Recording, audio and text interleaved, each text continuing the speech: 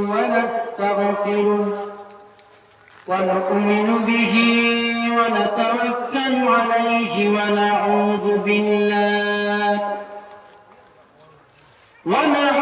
بالله من شرور أنفسنا ومن سيئات أعمالنا من يهده الله فلا مضل له ومن يضلل فلا هادي له ونشهد أن لا إله إلا الله وحده لا شريك له ونشهد أن سيدنا وسندنا وحبيبنا ومولانا محمدا عبده ورسوله الذي أرسله بالحق بشيرا ونذيرا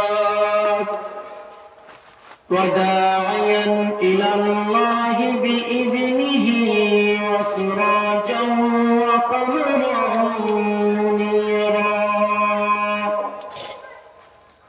فقد قال الله تبارك وتعالى في كلامه المجيد وفرقانه الحميد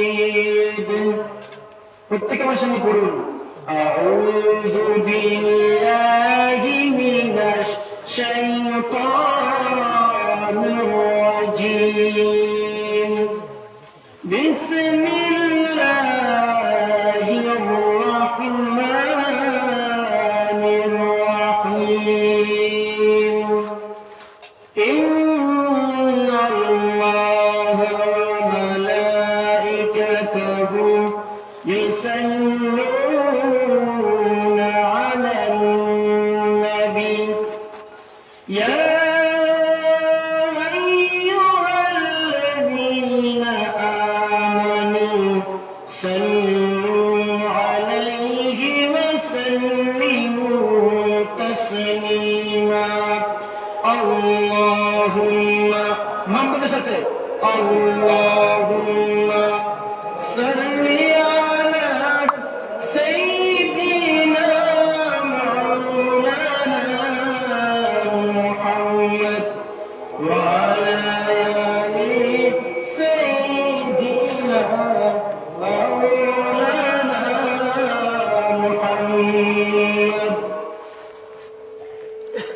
بلغ العلا بكماله كشف الدجى بجماله حسنت جميع خصاله صلوا عليه وآله رہ گئی رسم عادت رہ گئی رسم عادت روح بلالی نہ رہی فلسفہ رہ گیا تلقین غزالی نہ رہی بلغ العلا بکمالی کشف الدجى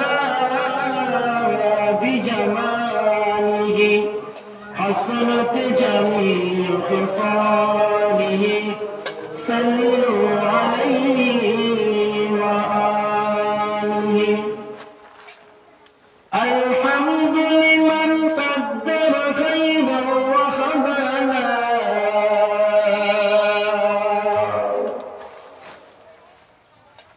الحمد لمن قدر خيرا وخبلا والشكر لمن صور حسنا وجمالا والشكر لمن صور حسنا وجمالا فرد صمد عن صفة الخلق بريء فرد صمد عن صفة الخلق بريء رب الأزلي خلق الخلق كمالا رب أزلي خلق الخلق كما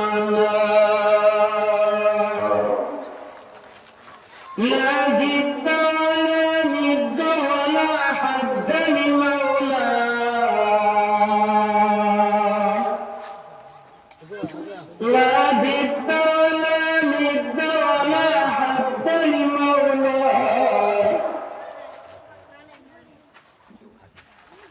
القامة ما كان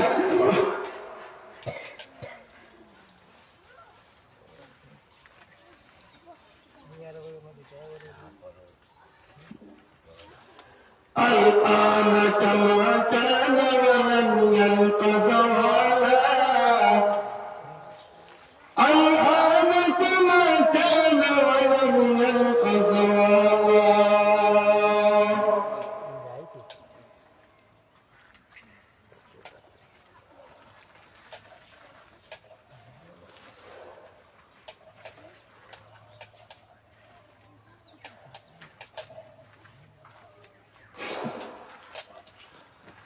لا شبه ولا مثل ولا كفو لمولاه لا شبه ولا مثل ولا كفو لمولاه لا ولد ولا والد ولا عم وخالاه لا ولد ولا والد ولا عم وخالاه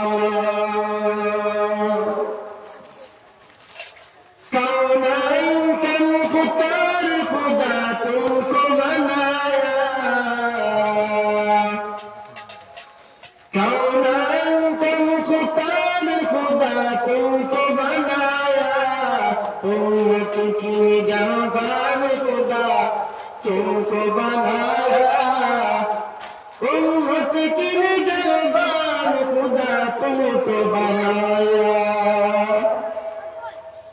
रुखसार से बुरका के जरा पर्दा उठा दो रुखसार से बुरका के जरा पर्दा उठा दो लिल्लाही मुझे हुस्न खुदा का दिखा दो लिल्लाही मुझे हुस्न खुदा का दिखा दो अय बहर करम सदक हुसैन बिन अली का